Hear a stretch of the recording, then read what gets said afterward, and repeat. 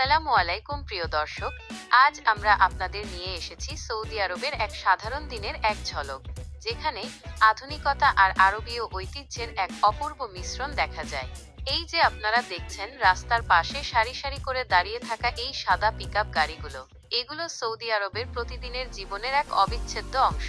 শ্রমিক, ব্যবসায়ী বা গ্রামে যাতায়াতকারী সবাই এই ধরনের গাড়ি ব্যবহার করে। বেশিরভাগই ইসুজু ব্র্যান্ডের, যা এখানকার চাহিদা ও পরিবেশের উপযোগী। পেছনের দিকটায় দেখা যাচ্ছে সুসজ্জিত লাইট পোস্ট, যার ডিজাইনটা খুবই নজরকাড়া।